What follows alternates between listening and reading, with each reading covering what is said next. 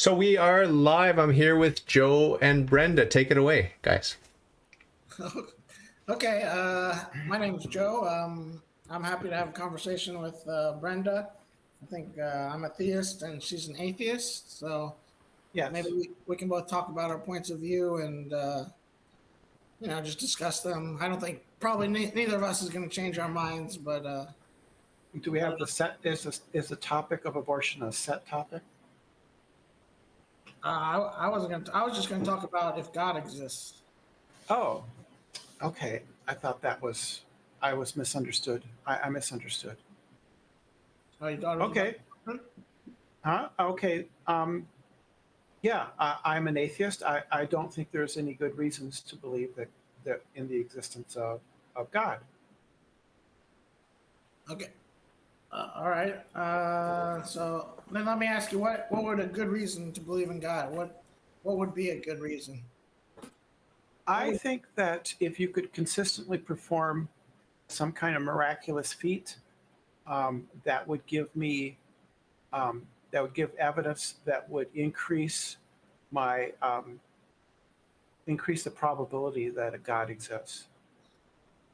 Well, if you can consistently do a miraculous feat, then it wouldn't really be miraculous, would it? Because you would just Sure it would.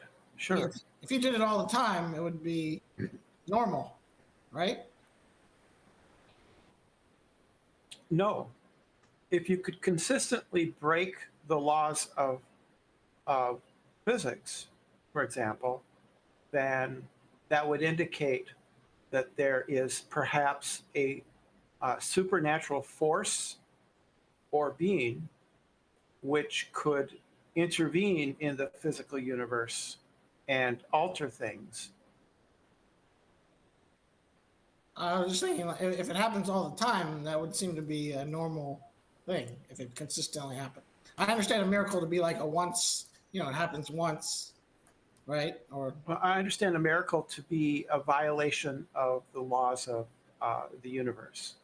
okay, all right. Well, So presumably a God who exists independent of the universe, created the universe, would have the ability to intervene. And that intervention would be what I would call a miracle. And he could do it consistently. It wouldn't be a mechanic like the laws of the universe. It would simply be at his whim, right? Or something like that. But that would indicate to me that there's a higher power. okay. So like, what about like somebody rising from the dead? Would that be a miracle? Yeah, that Okay. would change my outlook. I would then have to reevaluate everything I know.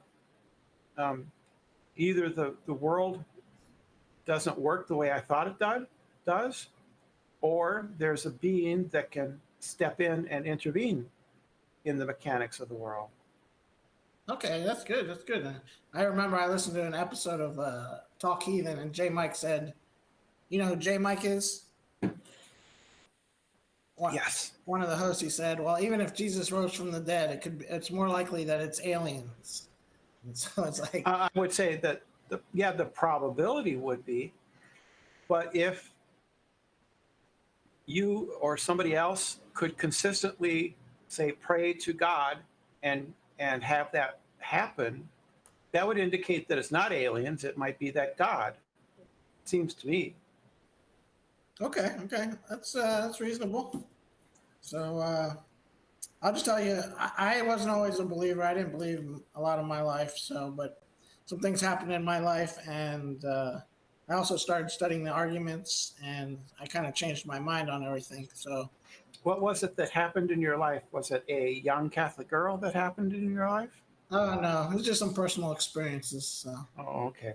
But that's the Doug at Pine Creek thesis, is that young Catholic girls have converted more non-believers than any argument ever has. oh yeah, it's not so much that I'm religious. It's just I just came to a belief that that God actually exists. So it's not so much. I'm not part of any real religion, so it's not that I'm. So you're not a Christian? I mean, you could label me that. but I'm a believer, but I'm not. You're a deist. Are you a deist? Does your deity intervene in the universe? I believe. I believe Christianity is true. How's that? So. Sounds like you're a Christian then.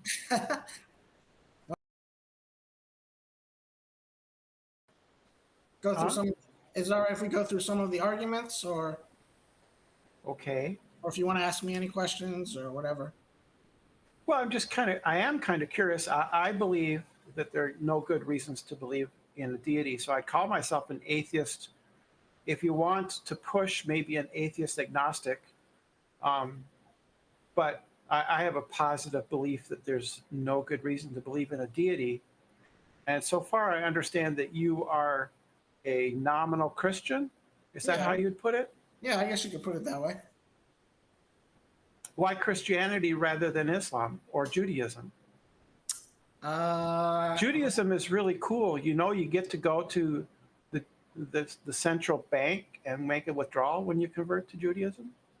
I didn't. I was actually born. I'm born. See, I'm born. I can Jewish. hear Dave. I can hear David because he knows my sense of humor. I'm born Jewish, actually. So Well, I come from a Jewish family. you get all that gold, man.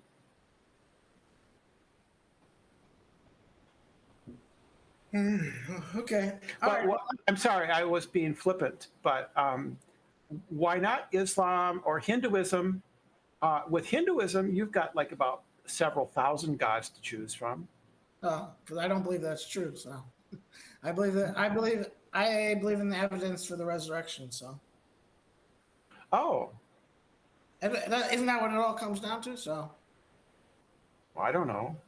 Well, first you have to believe God exists. If God doesn't exist, then Christianity is obviously not true, correct? Right. If the Judeo-Christian God doesn't exist, then there's no good reason to believe in any of the three major Abrahamic religions. Right.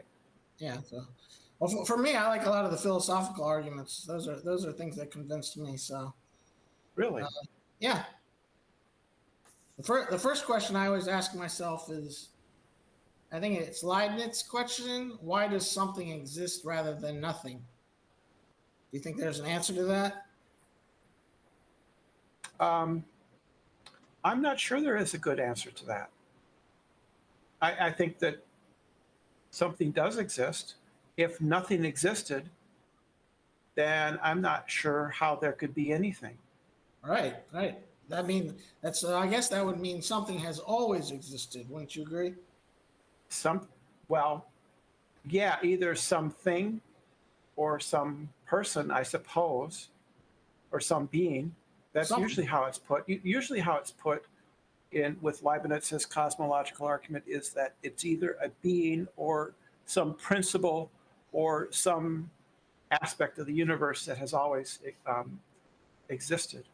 But yeah, I can just postulate that there's always been something. Even with the Big Bang, I could say that there just has been prior conditions of some kind. Okay, so now wouldn't that? Do you believe like an infinite regress is possible?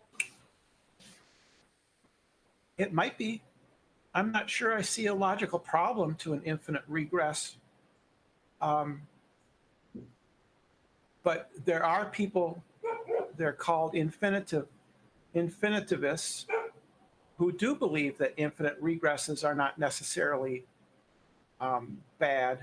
I think I would tend to reject an infinite regress type of argument.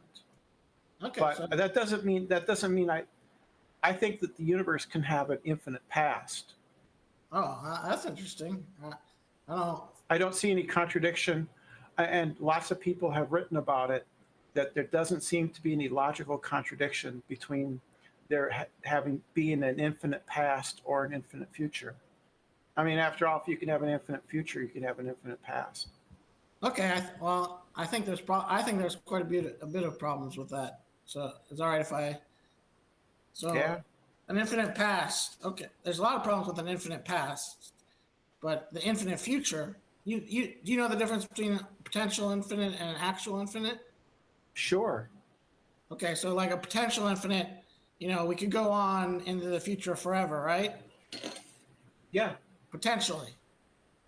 But Yeah.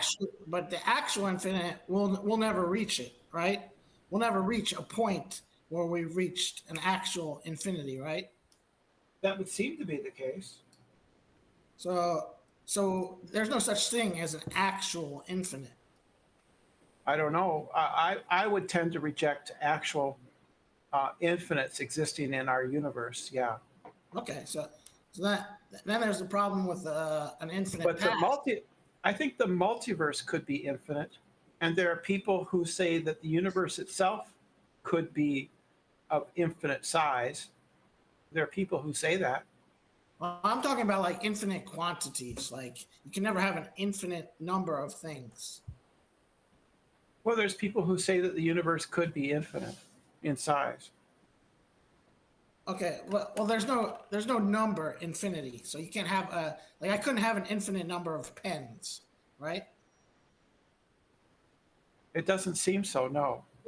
Right. So, and the problem with an infinite past is, so if there's a series of events that goes back infinitely, you would actually never arrive at any. You would never arrive at today, and you would never arrive at any point in time because there would always be an infinite number of events before any single event. So there's a lot of problems with an infinite past, which I think it's just illogical. Well, what's the contradiction? Well, the first contradiction is there's no such thing as actual infinite. So if you can't have an actual infinite, Well, you I can't don't have know an why there couldn't be. I don't know why there couldn't be. There's no logical contradiction in an actual infinite. I think that the multiverse could very well be an actual infinite.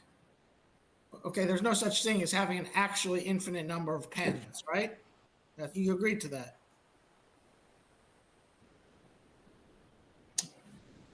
There could be an actual infinite in the multiverse, and there could be one pen in each universe, and therefore you could have that as an actually infinite number of pens. So you can have an infinite number of pens? It could be. I don't see how it would work in this universe, although there's people that say it could be infinite, but it doesn't seem likely to me. But you could have an infinite number of pens spread out through an infinite number of universes. So you can have an infinite number of things. Sure. Well, There's no contradiction. to reach an infinite number, wouldn't you have to reach the number that precedes that number?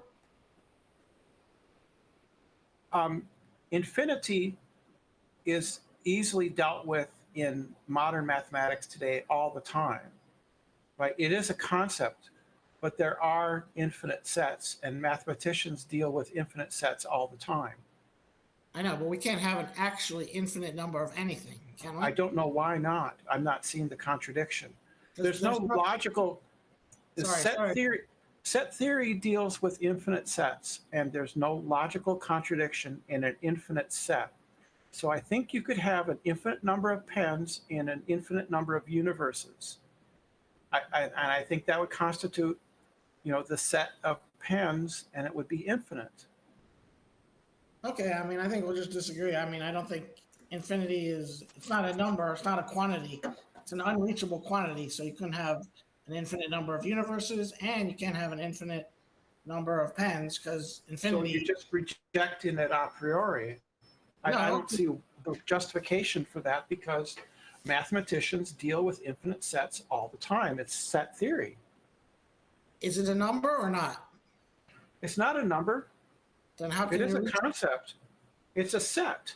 Right, there's a potential. You can potentially go on forever, but you can't have an infinite number of things. I don't know why not. Because there's no number that precedes it. But you can have a set with an infinite number of members. An infinite meaning unlimited, but there's no quantifiable number that can be. Yeah, it's not a quantity. I spoke in the traditional sense. It's not an integer. An infinite set is not an integer. I don't think. Maybe. It's a different type of thing. It's a mathematical object, and it's perfectly valid to talk about infinite sets. And like I said, you could have, say, in this universe, there's only one pen, but in the multiverse, which I believe is possible, if not even somewhat likely, I give it greater than 50% at least, there could be an infinite number of universes with one pen. Where did you And get that could exist. Okay, if you say so, but you said that it's more likely that it's 50% likely that we have multiple. Well, I'm no expert. I'm no expert on this. I just take what the people who seem to know what they're talking about have to say at their face value, and the physicists that I read about tell me that the multiverse is highly likely to be true.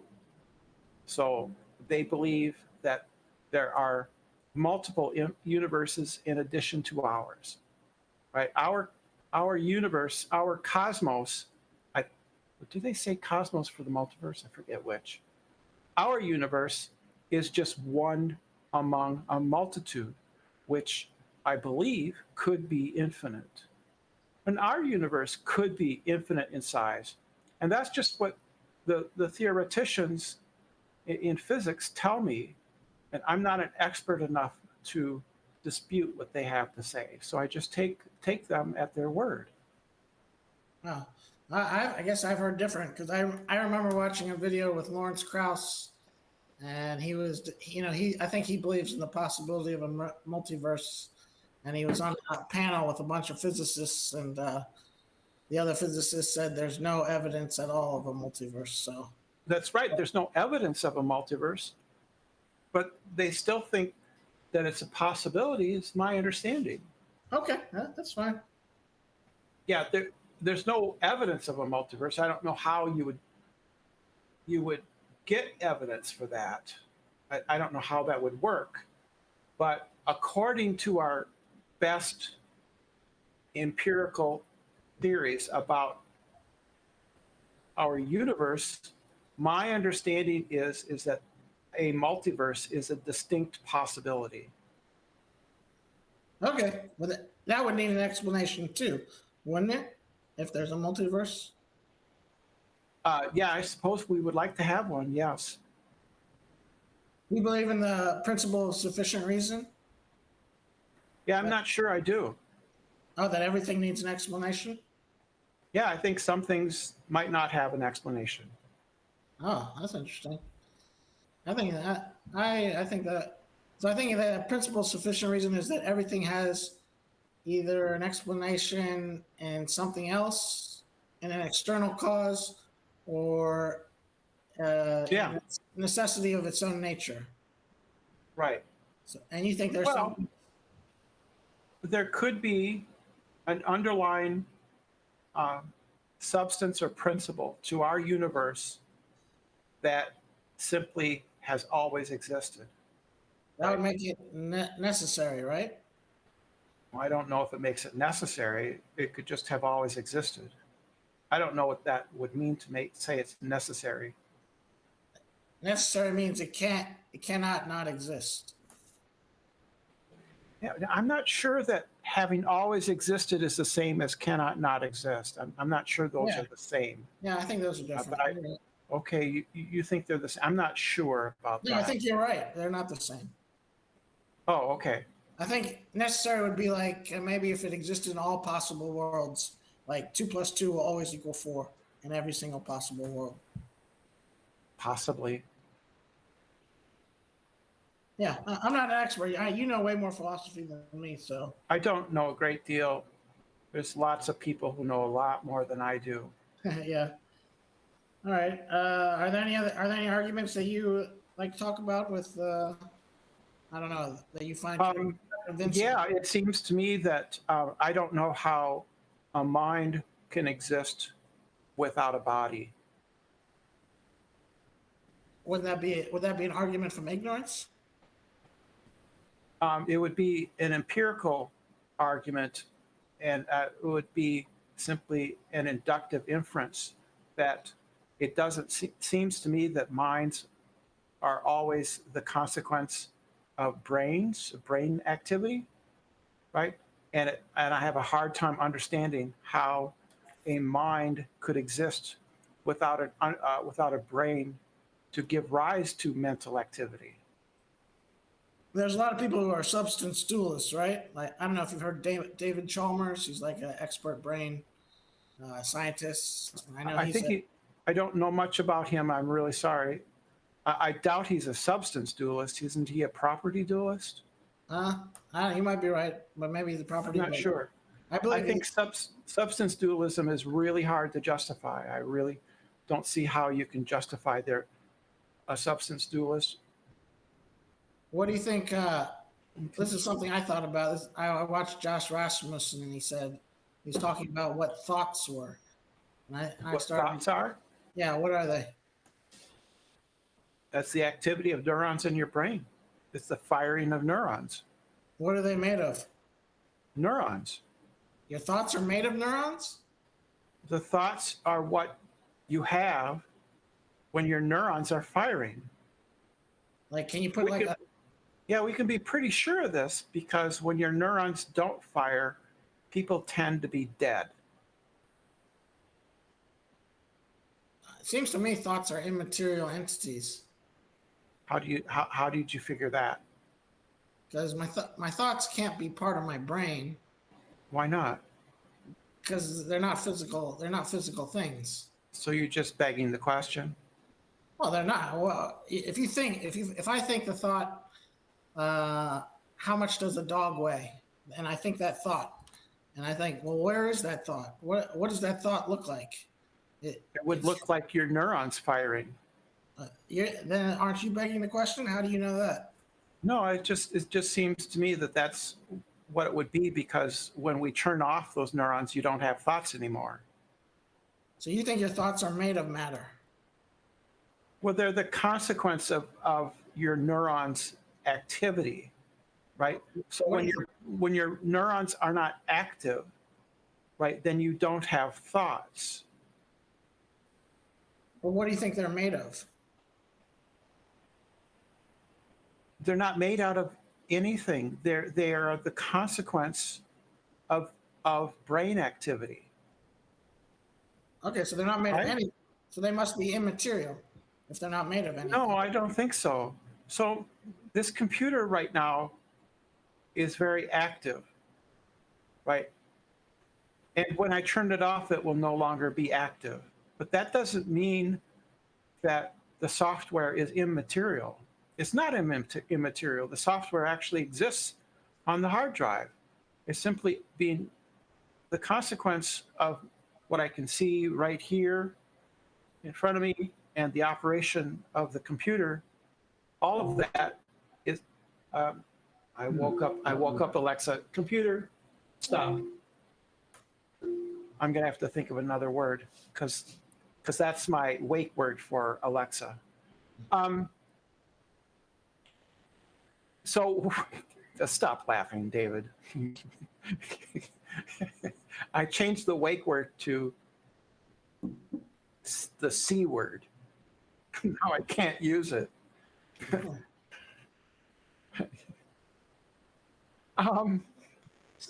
No, computer. There it goes. Computer, stop. God damn.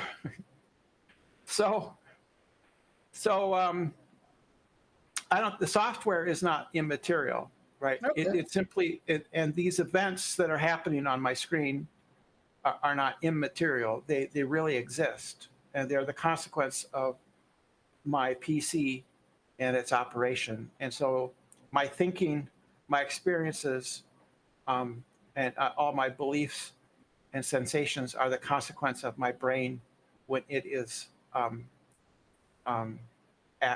working properly or even improperly. Then I get bad experiences.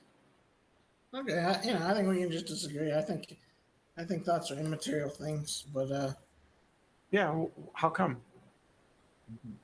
because I just think they're not. I think it's pretty almost self-evident that they're immaterial entities, that they I exist. don't. Not they're not Doesn't physical. doesn't seem self-evident to me at all. Yeah, yeah, we have different It seems opinions. to me it seems to me pretty evident, right?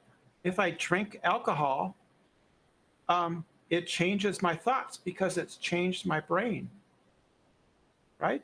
If I take LSD, I've never done that because I'd be terrified of doing that. If I take a psychoactive drug, it changes my experiences because it changes how my brain works. How does um, alcohol affect an immaterial substance? Well, I can't answer every question. I just think I think the mind is. I think your thoughts are immaterial entities. That's just my opinion. But Do we we go to something else if you want. Well, no, I kind of want to pursue this because this was Elizabeth of Bohemia's objection to Descartes, which was she didn't see how material objects could affect immaterial world or the immaterial could affect the material, right? Unless you're saying there's some sort of causal connection between the material and the immaterial. Do you think that there is? I'm not like a brain expert or anything.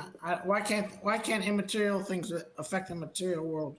Because they're causally isolated from each other. Because otherwise, if and because we think that the physical world is uh, causally closed, there's no outside. It would violate a number of conservation laws, right? So, so where in the brain does the soul connect to the brain to the body? These are questions I can't answer. I'm not. I don't have every answer to everything. I'm just. Well, then it seems to me that it's not terribly self-evident if you just hypothesizing something for which you can't have any kind of explanation and or any kind of mechanism. I can offer a mechanism, which is simply that my thoughts arise due to the activity of neurons in my brain. And I can point to them. I can point to the region that's responsible for vision.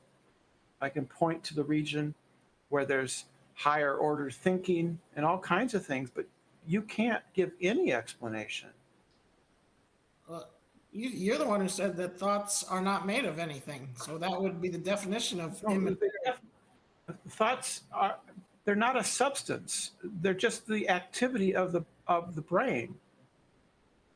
Well, it's got to be made of something if it exists. Why? Right? So you think if it exists, it has to exist either material or immaterial, right? Those are the only two options. Sure. And Well, you said it's not a material. these can be different levels of description, right? So one way of talking about, for instance, the water in my teapot is that it's hot. It has a temperature, but there's no such substance as temperature.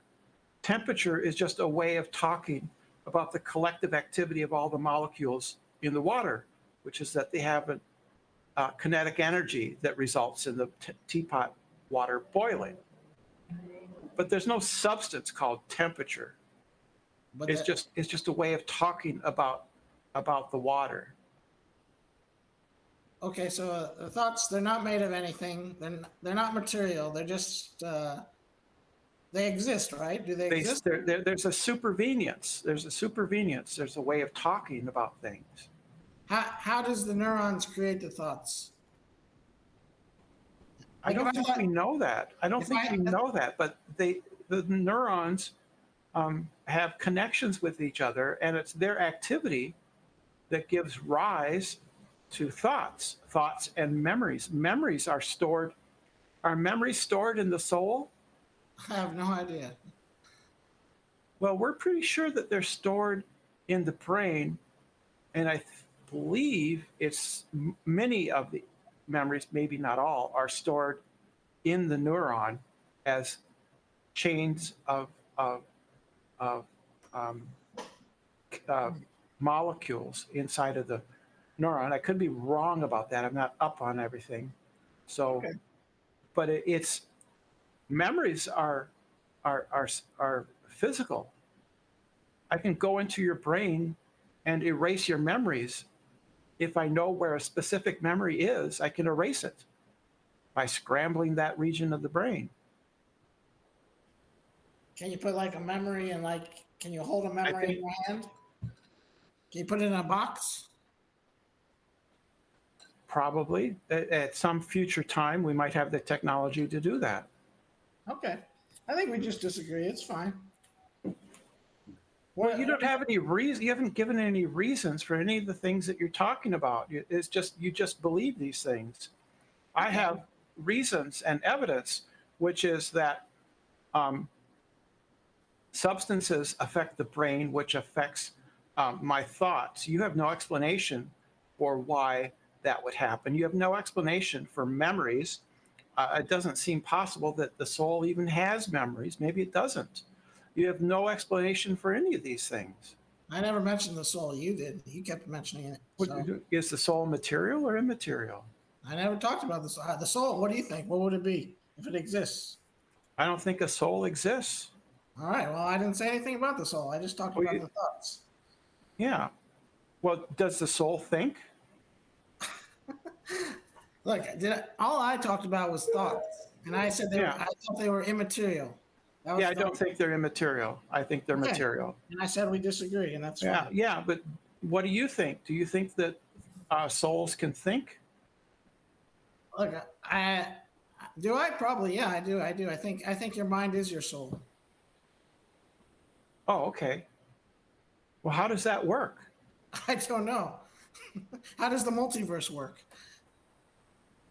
It came into being as a result of inflation in the early part of the universe. How'd that happen? I'm not sure. I don't know. Okay, so you're defending something you don't know. I don't know everything either.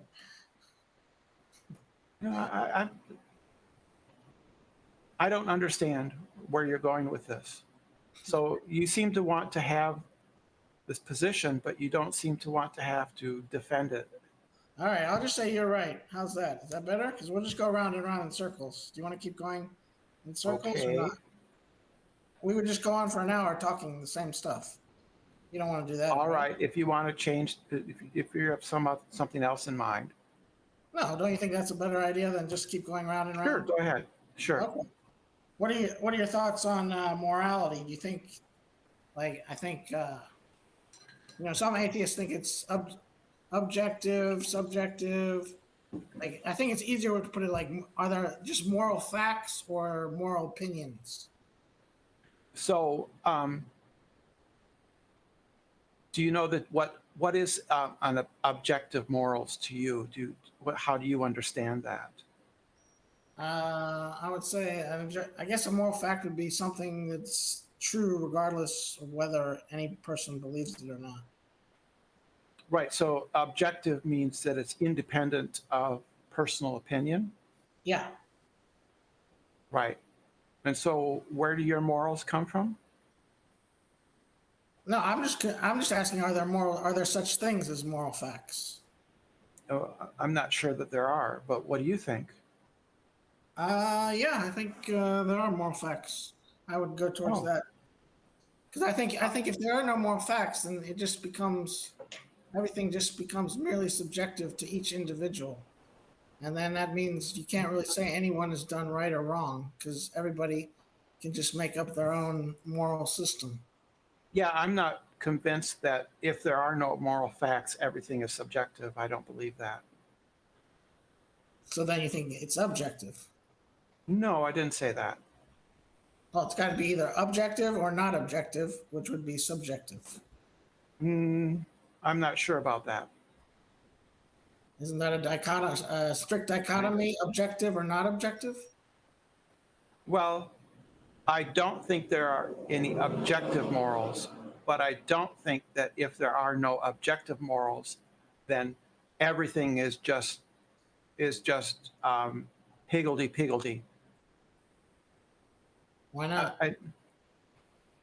Because I think that there can be obligations and possibly you could use the language of obligations and duties. You could take the utilitarian view that what's moral is what's in the what's best for everybody. You could take a number of views, and those don't have to rely on any objective moral facts. They don't have to. Where do moral obligations come from? Um, Probably for me, from society and from my culture and my parents, the people around me. So, like, if I came from like Nazi Germany, then my obligation would be to do what they did, right? Would it? By your theory, I think. Is that's not my theory? You said it comes from our community, our families, where we come from. Yeah. Well, if I came from Nazi Germany, shouldn't I do what they do and like kill the Jews? I'm not convinced that that was in line with the culture of Germany, for one thing. I think that they may very well have been out of line with the culture of Germany. Okay, what about like I used to live in Africa and I lived in Uganda for a little while for 2 years. It's illegal to be gay, and they kill gays. That's part of the culture. Is that Yeah. is that wrong objectively? Yeah, I think it's wrong. I don't Objectively like it. wrong, or it's opinion? No, I don't think it's objectively wrong. Okay, so they have Right? their But I cannot like things, and yeah. I can think that that is um, not a good law for people to have. Right?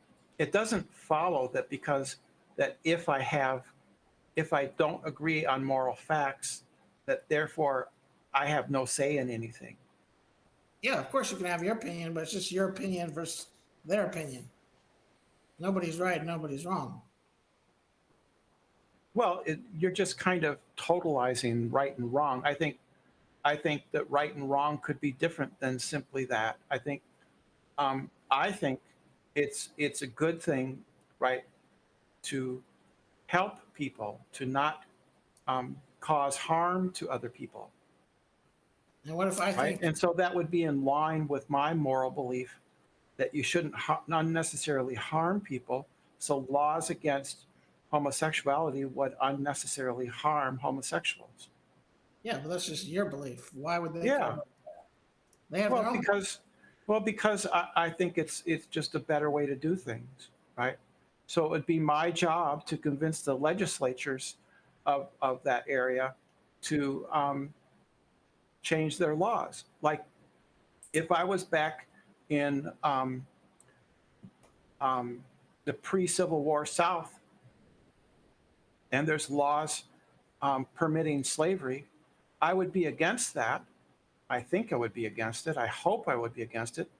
But then it would be my duty to convince the people around me that they should change their laws and no longer practice slavery because I think it's immoral. Immoral meaning that it causes harm to people unnecessarily, and they shouldn't do that.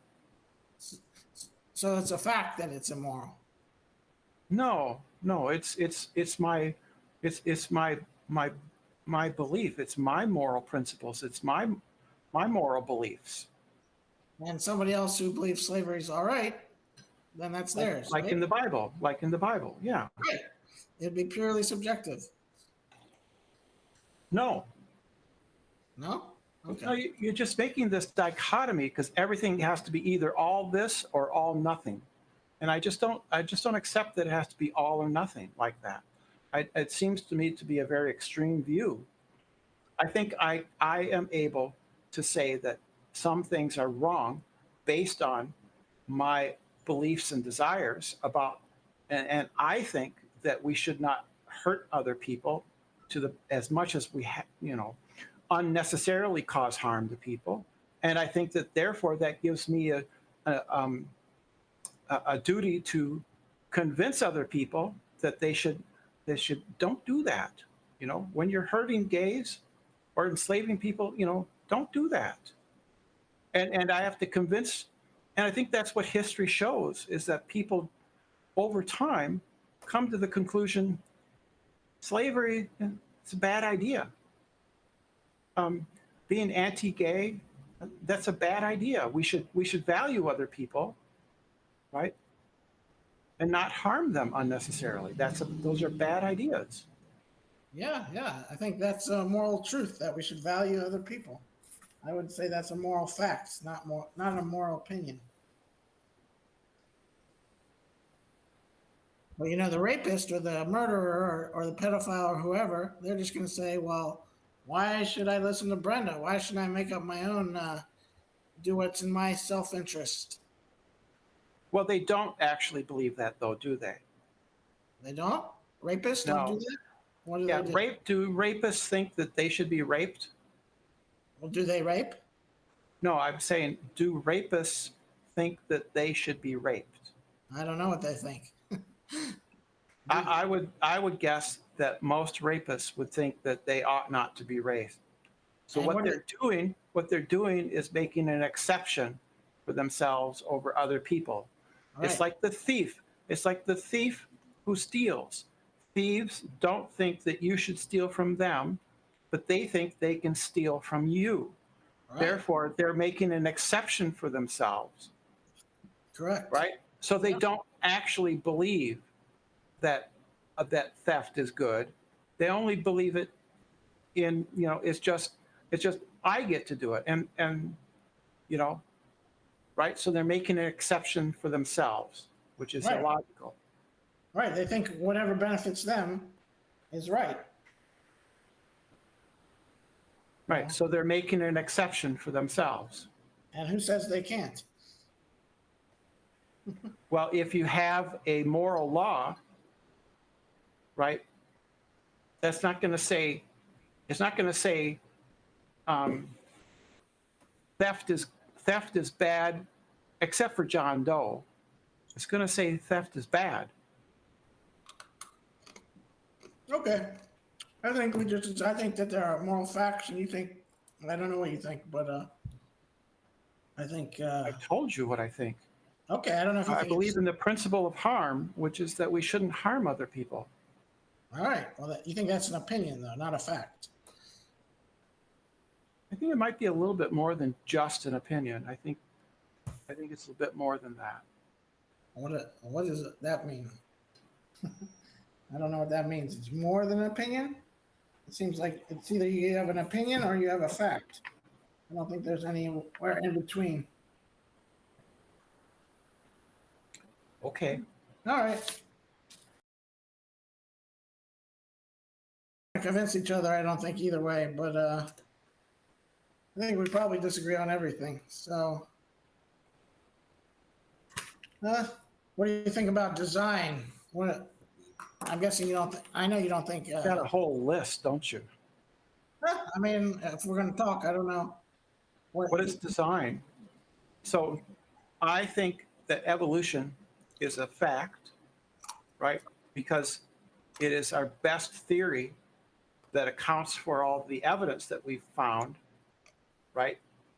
About animals, about different species, fossil animals, and living species today. Evolution is the best explanation for how biology works. Without evolution, biology doesn't make any sense. So evolution is the best explanation. That's a claim. How do you know that? It's the best one we've come up with. It conforms the theory of evolution explains the facts that we find on the ground. The fossils that we dig up and the animals that are still alive when we understand them. It's a unifying theory that explains the biology that we see on Earth. How did evolution start? I don't know. Oh, what about abiogenesis? Is there evidence for that? Yeah, there's evidence for that. There is? I never Yeah. heard about that. What is it? You haven't looked into it? Then why should I talk about it with you? You don't know what you're talking about. All right. There's evidence for abiogenesis, but we don't have anything definitive or near to the level of evolution. Evolution takes place, afterwards. So that's okay. So evolution is the explanation for the origin of species by means of natural selection, descent with modification. Abiogenesis is the explanation for the origins of reproducing life on Earth. There are a number of theories. We found that molecules for life, like RNA, will spontaneously self-replicate in clay, in clays, on the surface of clay and stuff. They just spontaneously assemble themselves. I read that there's a lot of problems with that experiment, but Well, have you read the other side too? I haven't read that much on it, but I don't think I would suggest that this is something I do in both politics and sciences, is that if there's something I don't know, I Google the pros and the cons. So I would read not just the people who are making claims from the creationist side, I would read the evolution side, right? And so there's a lot of good material out there that's not hard to find. So I think you should do your due diligence and look for the answers, unless you're just looking to confirm prior beliefs. I agree with you. I think you should look at both sides. Right. So Berkeley University has an excellent website on evolution, which is really good and explains a lot of the fundamental concepts. So you could look into that. And there are a lot of undergraduate level college texts that are available. You could probably find free older PDFs of college level texts, and those are approachable by reasonable people, and you could find out about them. I would suggest I do the same thing with politics too. When somebody says such and such, Joe Biden is responsible for inflation, and then I look around and I Google it, and I find the people that say he is and the people that say he's not, and then I make a decision. Yeah, I agree. I think you should look at both sides. I'm 100% with That's what I do. Good. Right. And I applaud you. Right. And the same is true for policies surrounding mask wearing, policies around vaccinations, policies around tax policy, gun control, any of those other, what we should do in the Ukraine. There are different people giving their different opinions. And if you look up, and if you just put like debunked after the search term, you'll get sites that will say that they're debunking this or that, and you can get the other opinion. And then hopefully you make a choice based on the best available evidence. You're not always going to do that. I don't always do that, but it's a good way to approach things. I agree with you. I'm with you 100%. I think you should examine both views. We'll see which is the better explanation for everything, and come to your conclusions on everything. Right. And in my understanding, the best explanation of the presence of life on Earth, or a species of life on Earth, is evolution by natural selection, which is that we have an environment in which only some animals will survive to a next generation, right? And only those who are capable of surviving will in fact survive. And those traits get passed down to the survivors. And so over time, right, you get new species that way. For example, the evolution of whales from a land dwelling Pakicetus, there's hundreds of fossils that have been discovered that show a clear progression from the land-dwelling quadruped of Pakicetus to an ocean-dwelling a whale or other species, for instance, right? And this explains how that happened. You can practically watch, right, the nostrils go from the front of the snout, right, to the middle of the head. How many generations do you think it would take for a land-dwelling animal to turn into a whale? Seems like it would take Animals don't turn in. It's not Pokemon. They don't turn into. It happens. It's a result of populations over millions of years. So it takes millions of years for these things to happen. Here's one question I have about evolution. I was always wondering, how did male and female come to be for every mammal? It seems to me like every There's mammal. a Wikipedia page on that. It seems to me it's more. Must have split into two. We're almost out. But there's an advantage to having males and females because it mixes the genes better. So did every animal split into two? It seems like that. What are you talking about? Well, What do you mean every animal split into two? We have male and female. How did that come from one single thing? What are you talking about? Yeah. Yeah, I don't know what you're talking about. What do you mean they split into two? How did male and female come to be? I don't know, but you know that there are male and female bacteria, right? I don't know. Yeah, you don't know an awful lot. You're right. Neither do you. Yeah, actually, I do. I've been able to answer all of your questions. I don't think you've answered any of them. Well, if you're going to be rude to me, I'm going to be rude back. But you haven't answered any of my questions, and I have answered all of them. Well, I thought all your answers were wrong.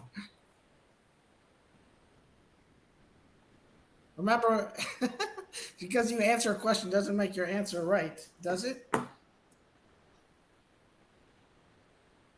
David, sorry, man. If somebody's going to be rude to me, I'm going to be rude back. I don't think I was rude. I don't think I was rude.